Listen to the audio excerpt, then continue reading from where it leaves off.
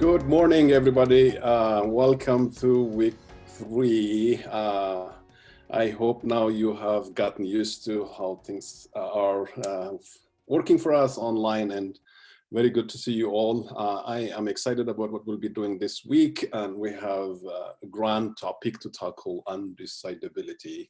And as people come in, I want us to get started by having our usual warm-up questions. You guys have been terrific. You were great in participating and answering my questions. And so we'll have 2 quick questions today before we get to what we want to do. And so I welcome your participation once again. And you are going to unmute yourself if you have questions to ask me. The first question I want to ask today to begin our discussion is for you guys to tell me about what kind of a learner you are. So people are different. And there is nothing to be said about that. It's only to be celebrated, and we learn in different ways. And as I've learned about you in terms of your music interests and your writing interests and reading interests, but today I want to know what you're learning at. So this is a difficult question because you might not have thought about it. If you have, that's wonderful, so you would know what to say. If not, then this will be your first chance to take a look at yourself and think about what you are. People have, personality studies and things like that, and so they want to try to come up with a good way. So for the purpose I have today, I'm going to have a selection, and I'll tell you what those choices are, and I'll type up my question. What kind of a learner are you? Is the question. And the choices are visual. These are people who learn about spatial way of things. People are sometimes called aural, if they like to learn by hearing, audio. Verbal, that's number 3. Physical, logical, social, and solitary. If these things mean anything to you, then you will relate. If not, you can give it a thought for a moment and then you try to answer. So question number 1, warm-up question number 1 for the day is, what kind of a learner are you? And possible answers are, I'm going to list them: visual, aural, that's audio; verbal, physical; logical; social; or solitary. Okay, you pick one of these 7 and you tell me what kind of a learner you are. So for those of you who have joined us a little bit late, we are trying to tell each other what kind of a learner you are, your learning style: visual, oral, verbal, physical, logical, social, or solitary.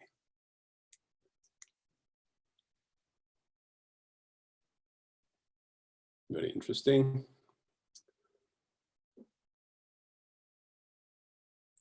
I got somebody who's telling me they are all of them. Please be kind to me. You cannot be all of them.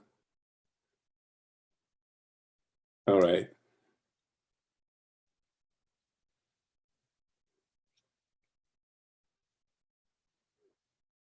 Yeah, I can understand if you have a hard time to pick. In fact, it's usually not easy, and it may not be a clean falling into one of these categories. I just wanted to get a rough sense. But if you really struggle, you can tell me more than one. That's perfectly okay.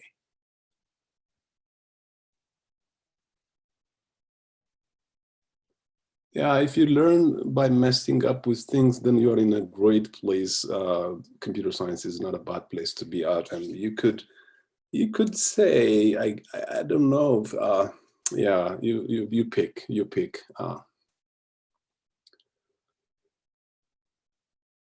Anybody who has not had a chance to write. So what kind of a learner are you? Was the question. And it looks like we've got a good stream. We've got 46 people. James is on today. I'm happy. Last time I talked about him, so I'm going to be careful not to say bad things about James today. Okay, I'm going to go to question number 2. Question number 2 is directly related to what we will be doing today. We are going to come into a very interesting territory. This course you've seen, and I have tried to bring up different things at different times, but it has got a interesting twist to philosophy. And some of the things we'll talk about today would actually take us there, and it's interesting. So what I want to know is, I don't want to ask you to give me a one-line definition of what philosophy, that would be very difficult. But I want to know what two words would come to your mind when you hear the word philosophy. What does it bring to you? Give me two words. If you want more than two, that's okay. Give me two words that come to mind when you hear the term philosophy. Okay, it could be a little bit difficult, but just don't overthink it. And if you have a nice, very succinct one-line definition for what philosophy is, well, you're welcome. Probably you would be with that kind of person. But I wanted to know what comes to your mind when you hear the word philosophy.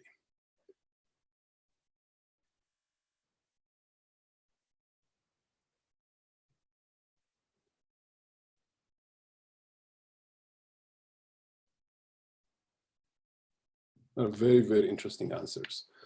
I have been impressed by not just your responsiveness, but by how, you know, how sophisticated you are sometimes, and sometimes how funny you are. For example, I asked it for, on a scale of 1 to 5, to rate how the quality of the scan you got for your homework was with the scanner I used. And I got numbers. I said 1 to 5, and somebody wrote pi. And I was laughing when I was telling those numbers. And so that person is very, very precise, that they gave me a hard time to where to put it. I put it under 3, just so you know, but that's how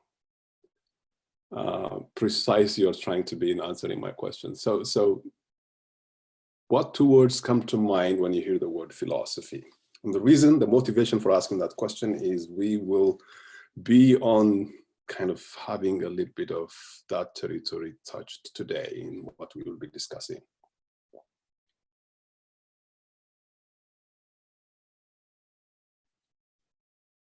So you're welcome to think about that. And if you have not made up your mind and write a word or two there, you can, but I'm going to get started. And I have now learned how to get back to where to put my mouse to the right place, I think. And so let's get started. So this is where we are. Before we get started with today's discussion, I want us to just get back and have a look at where we are and take a stock and see ahead towards the finish line. So we're now in week 3, great. And we have finished the first 2 weeks without any glitch in terms of having the class running online and no Zoom problem. And I think most of you, your internet connections have been working great. And some of you are struggling to get all the time on. And when I see the data later on, I see sometimes, and it breaks my heart, some people are trying to join for a minute and then they drop off and then they try to come back again. But I think overall the class in general and how it has been from here, it's been working fine, and I'm very happy to see that. And we have also been on schedule in terms of finishing the topics we want to finish, and congratulations and having successfully submitted your homework 6. So we can have that check mark on a number of things the last 2 weeks, and we're on week 3. And we will have our second midterm on Friday. So today we will have a topic that we will start and finish off on Wednesday, and when Friday will be midterm 2. We have decided to make this one take home. You'll be given 24 hours. The exam will come out on Friday, just the time when the class is on. So you will come to class, I'll talk about the exam and answer questions, but you will get to see what that exam is right before the class or during the class. So maybe you get 15 minutes or 20 minutes, and then you take it home, and 24 hours you have, and you will submit it on Saturday. This is the best scenario that would happen. So this week, there is not going to be any homework. Our usual practice has been, you hand me something on a Friday and you take another one. That was how our homework exchanged. So you gave me something on Friday. For those of you who needed a little extra time, I just gave you that.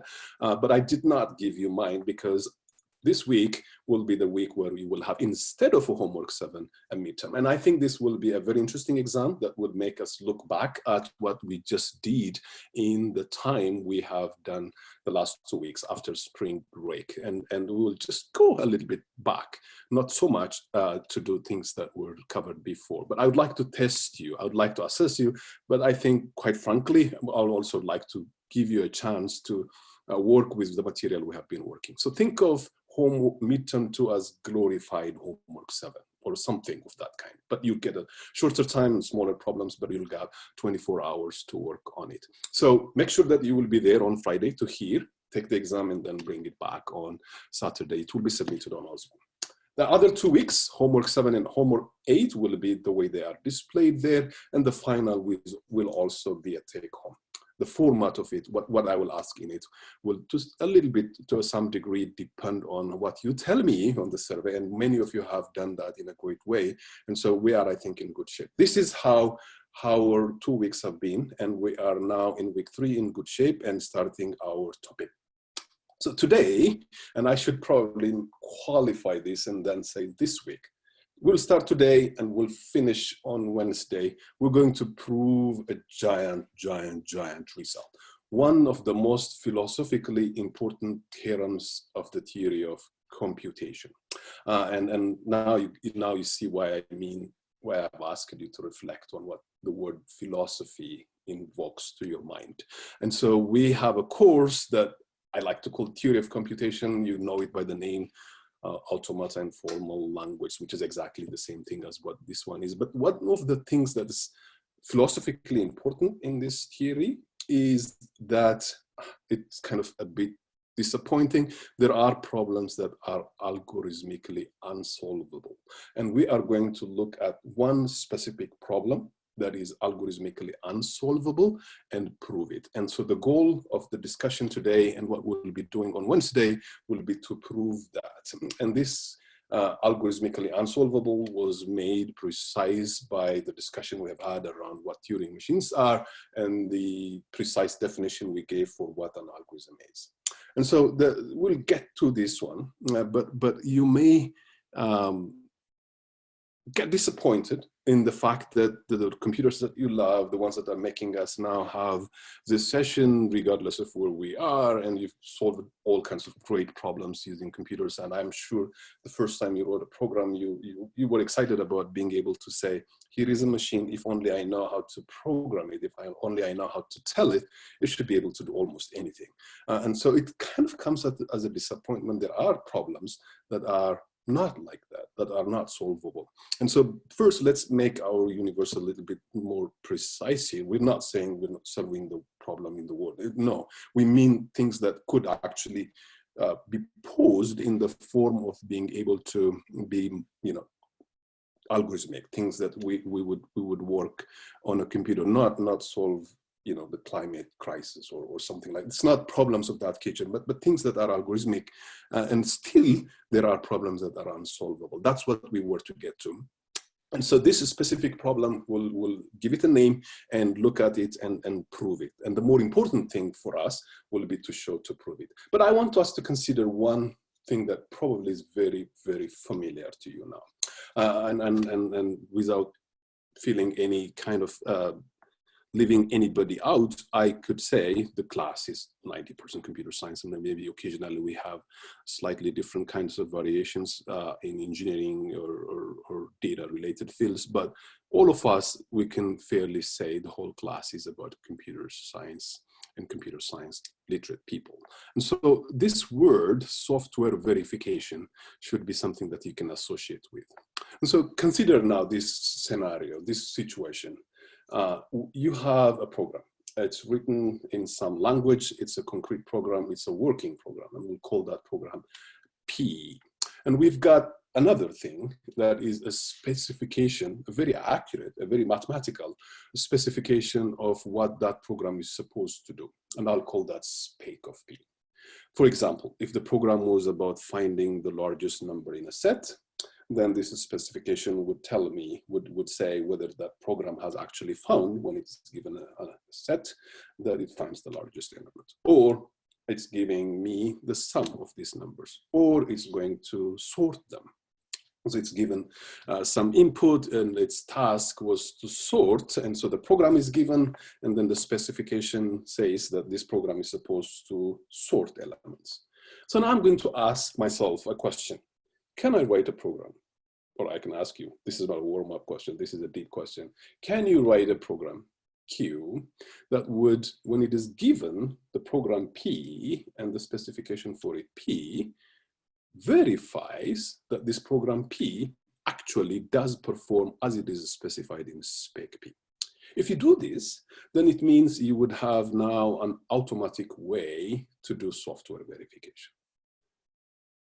That was the question that we would pose, and we will be disappointed that we cannot do this. There is no such program Q that we can write that would take a program P, although it is very mathematically precisely defined, so it's clearly given a well-defined input and a well-defined specification for it, also mathematical. Given these two, we cannot write a program that verifies whether P actually does perform as it is specified in spec P. So first get the point. If I have a program and I want to make sure that this is correct program, correct Python program, correct Java program, correct C program, then the compiler would do a good job. And I've told you very many times, one of the things we learn from this course is that we test membership. So this program, does it belong to the member, to this language generated by this programming language? And so the compiler will complain. It will give us error message when things are wrong, but it doesn't do more than that. It's not going to tell whether that program actually does what it is supposed to do, if it was sorting, whether it is sorting. So there is a difference between saying whether to verify that the program is correct, that belongs to the, like, that's the job of a compiler. What I'm asking now is that the program verifies that the new program, this Q, verifies that the given program and the given specification for it, given these two, that the program actually does do what the specification is doing. That's software verification, and we cannot automate this. We cannot do this by a computer. Okay, so this is one general thing I want to tell you. But the one that we will solve, and the one that we will what we called a specific problem, is this.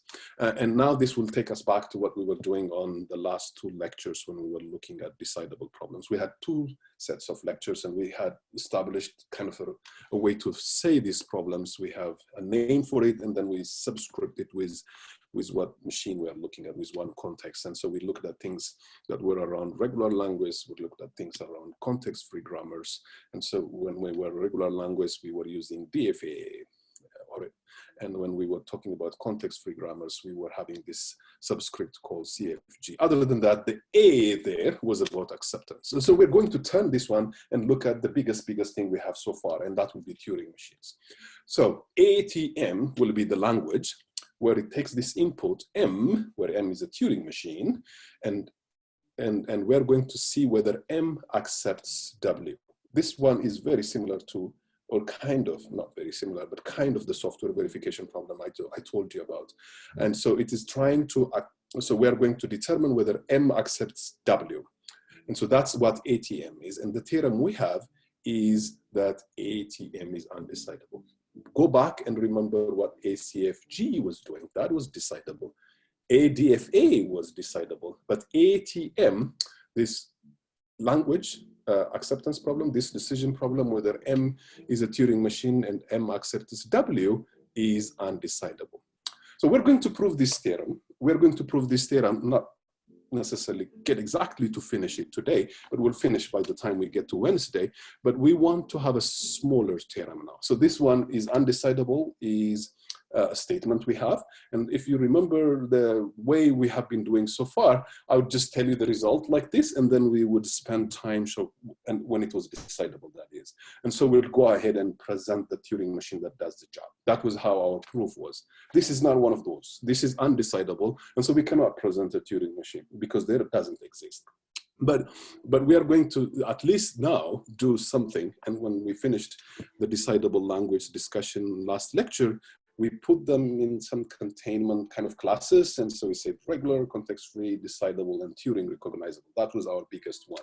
But at least one good thing today is that this ATM is Turing recognizable. And the reason we say this as a statement is because there are some. And that will be one other thing that we will find out by the discussion, by the end of the discussion today and on Wednesday. So there are some languages that actually are not Turing recognizable. In this case, the one whether ATM, not the ATM, the machine where you get money, no.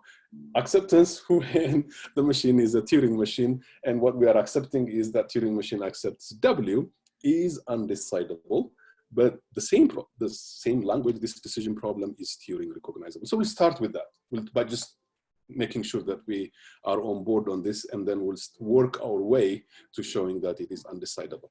Okay, so we are going to present, because it's recognizable, we have said that it is recognizable. That was the smaller theorem. I called it smaller theorem. We will acknowledge this fact. We will recognize this fact. Because it is Turing recognizable, our task will be to present the Turing machine that will do that job. And so we will use this Turing machine, and for something that you'll probably be very immediately see, we'll call it U. That Turing machine is called U. U is for universal, by the way, that will recognize this language. It will take on input MW. We know how this thing works. So we always have the Turing machine, and we specify what that input is. Now we have the encoding of the machine M, where M is a Turing machine and W is the string. This is part of the input. What we will do is, and this may sound like we're kind of doing something that doesn't make a lot of sense in a way, because it's not doing much, but we need it for technical reasons. So the first step of this Turing machine will be to simulate M, the one that's given as an input, to us on the input that we are asked to test membership of. So we simulate M on W. So we have run that result. And then we would say if M ever enters its accept state, then our universal Turing machine, the U, now will accept it. If M ever enters its reject state, it will reject. In other words, the Turing machine now that we just presented does what M does. It will simulate it, and it will do what M does. The reason that this U was not actually able to decide, and we know that that statement we just made in the previous slide is undecidable, is true, and we'll work our ways to show that. The reason that this thing is undecidable is because this simulator, the universal machine now, does not know whether M is ever going to halt or not.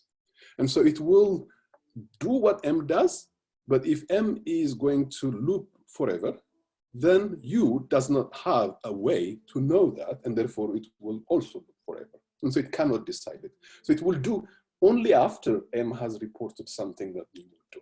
So this idea of using a universal Turing machine, this means now this machine will be capable of simulating any other Turing machine. So we've got now a universal Turing machine that simulates any Turing machine when we are given a description of that machine. Turing, Alan Turing that is, did this, and this one was used for much of the development of the theory around this one. So there is a reason why we are spending some time. So that language that we just saw, ATM, given an M and an input W, does M accept W, is Turing recognizable. Why? Because we can design a universal Turing machine that does this. And the steps will be to simulate M and report what M reports. Unfortunately, U doesn't have a way to know whether or not M is going to loop forever, okay? So if it does, then it will wait. So the proof of this undecidability, which will take us today's lecture on Wednesday's lecture, uses a technique called diagonalization. And this was discovered by a mathematician in 1873. So you've got in this course, I think if I look back at and look at the last 3 or 4 lectures, we've run into all kinds of great people that are way, way, way old back. And so this is one of them, except that this George doesn't have an E in his name. I would have expected an E to come at the end of the first name, but that's not there. His name may be familiar. He is somebody who has made some fundamental contributions to set theory, cardinality and things like that, if you have encountered him. So the proof of this one, which will build what we need today, uses this technique, but that technique has older history. It was discovered for something else by Cantor. And what he was busy with was he was concerned with the problem of measuring sizes of infinite sets. Okay, so this may sound like a paradox, right? If you have a set, and if it is infinite, that means it has got members that are infinitely many. Why would you even talk about measuring the size of infinite sets? But this person did wonder about that and came up with this method, which we'll study today, which we'll learn today. But the question itself should make you a little bit, I don't know what the word is, kind of be a puzzle. If something is infinite, then why would size be an issue? But we do have a reason for it, and I'm glad that he did wonder about this one. And this is one of the places where some philosophical thinking would come. What does it mean to be infinite? Can we compare to infinite sets in size?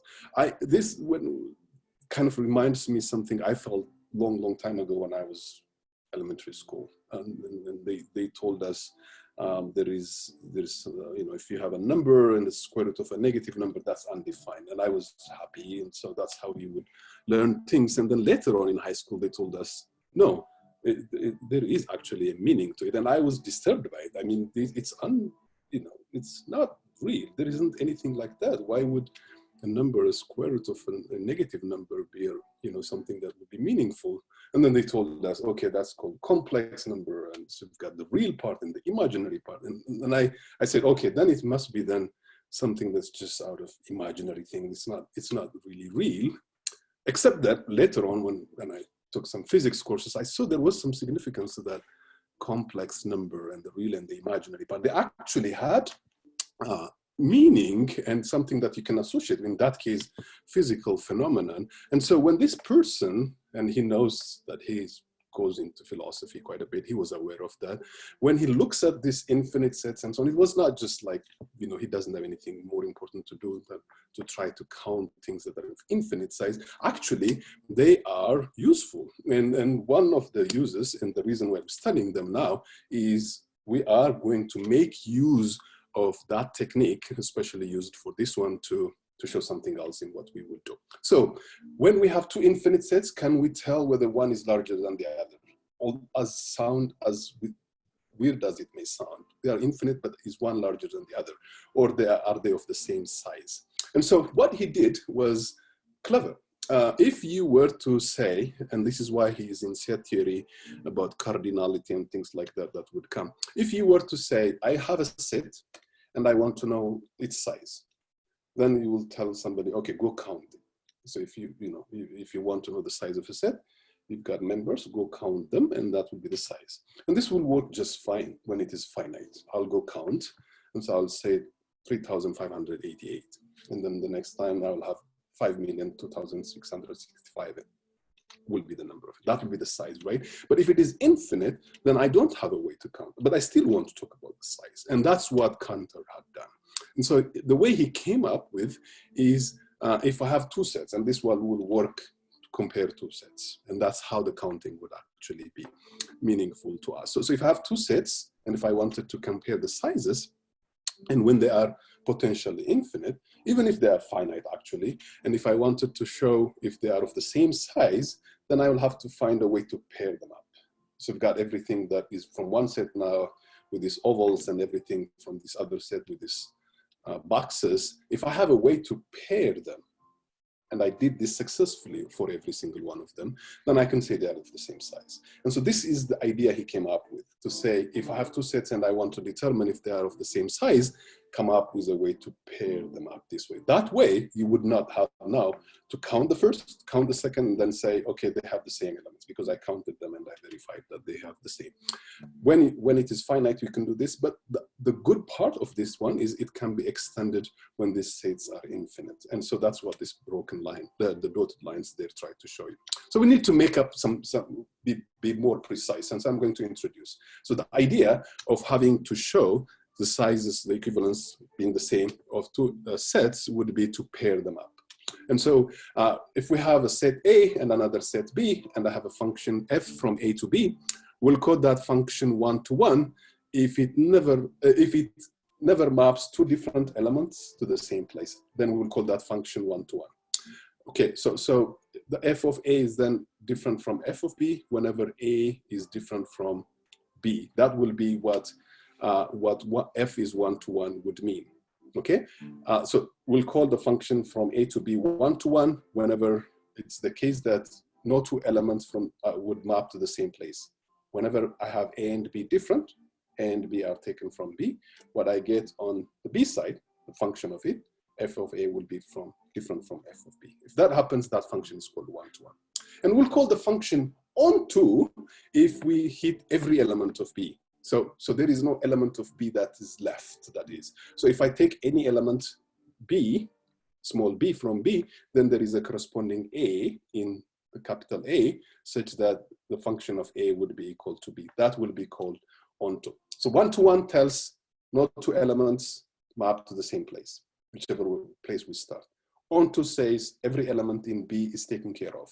So we'll have a corresponding A, element in A that it originated from.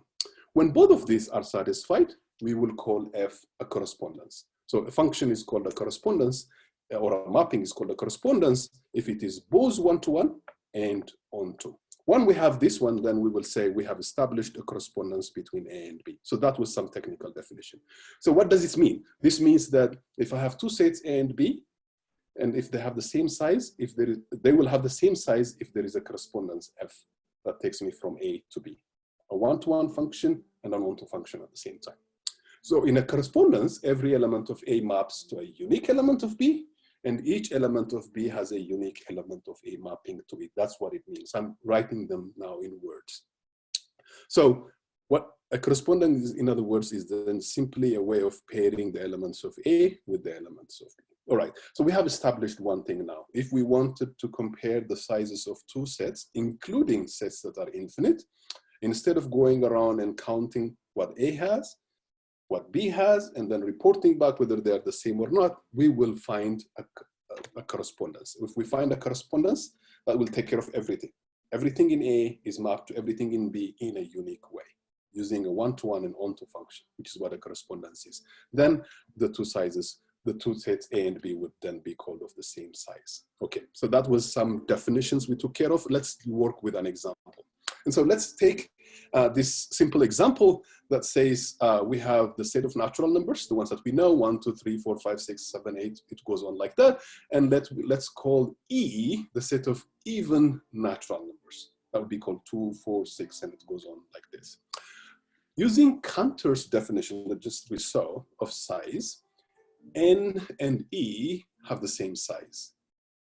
Okay, let us think for a second. You might have seen it. There is an example in the book. Maybe you're not surprised anymore if you have seen it. But even if you have seen it, if you're seeing this for the first time, it might feel weird that these two sets are actually of the same size.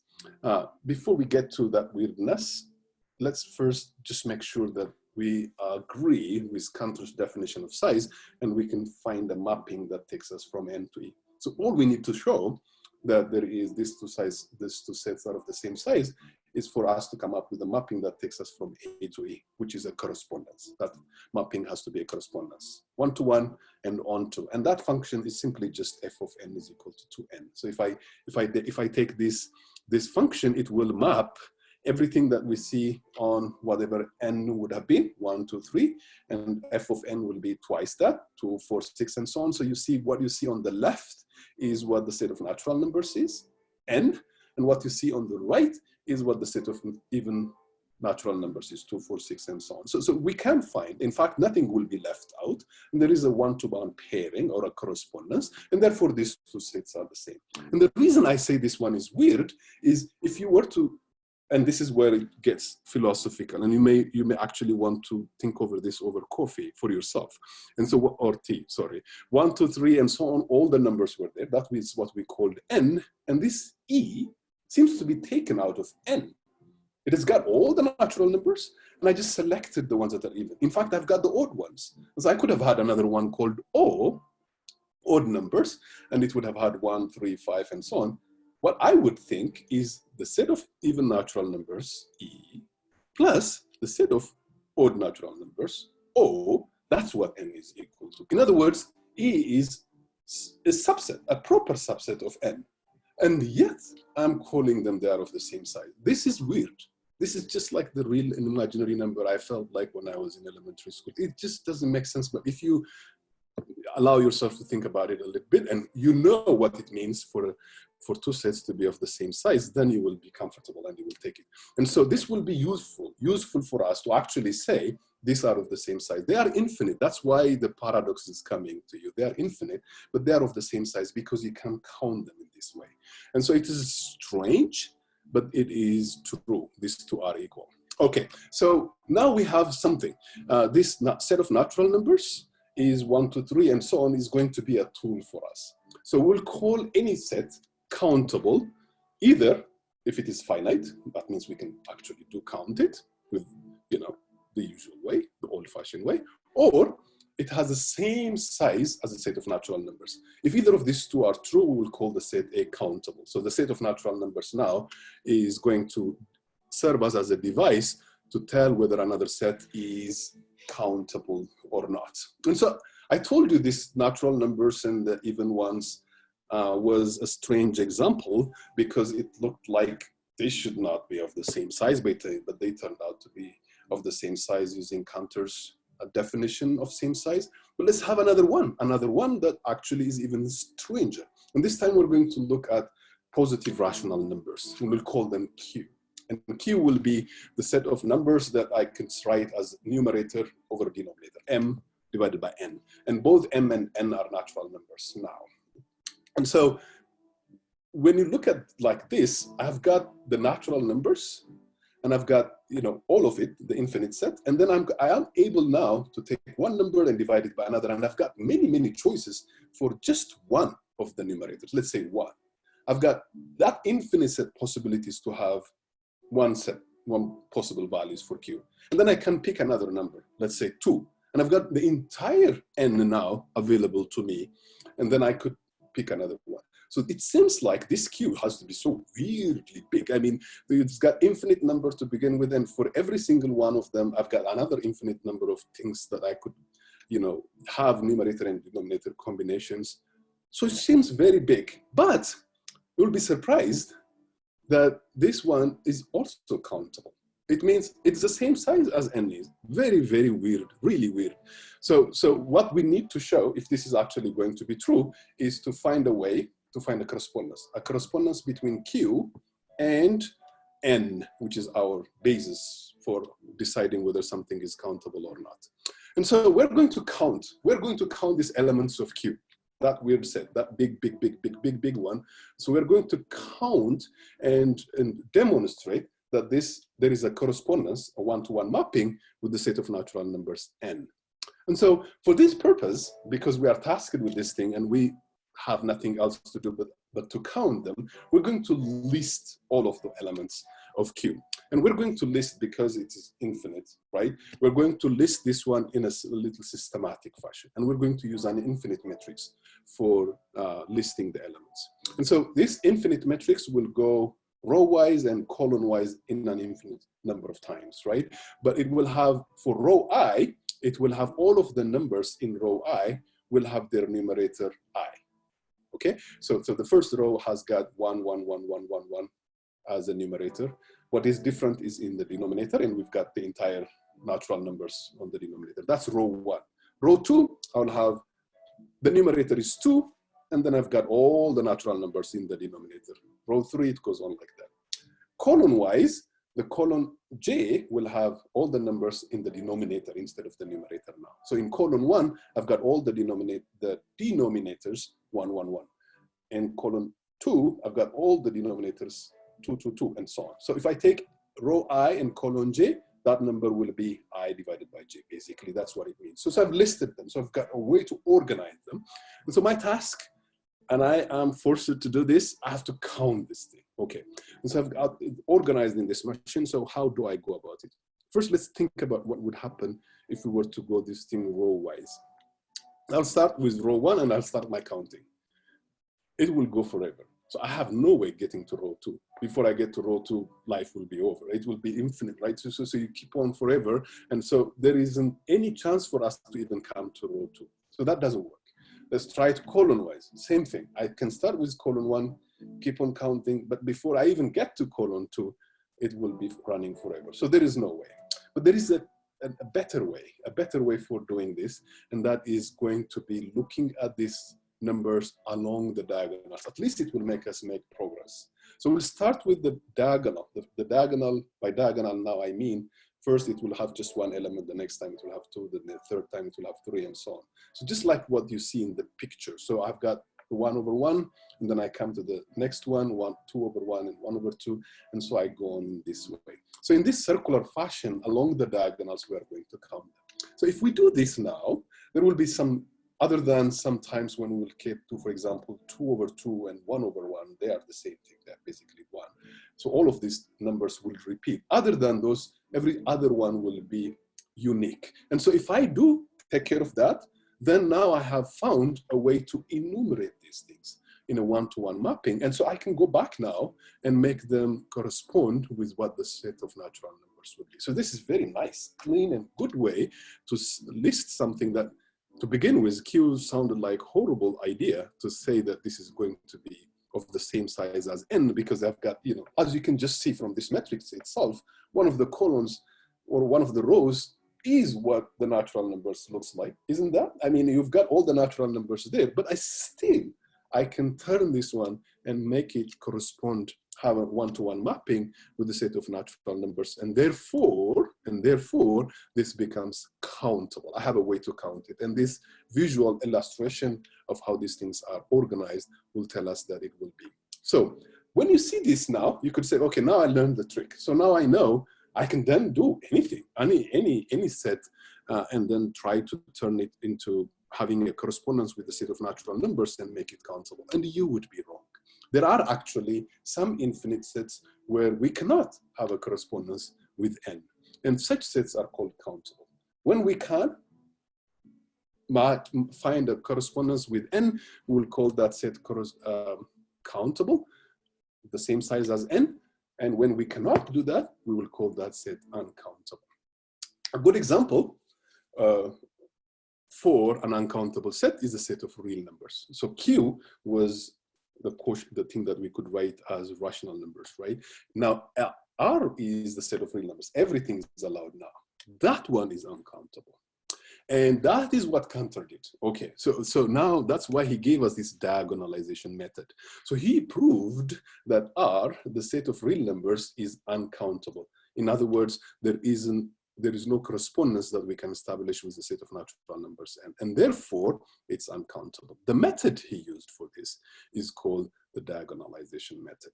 And I'll tell you that, what he did, 1873. So you should have some respect for this guy.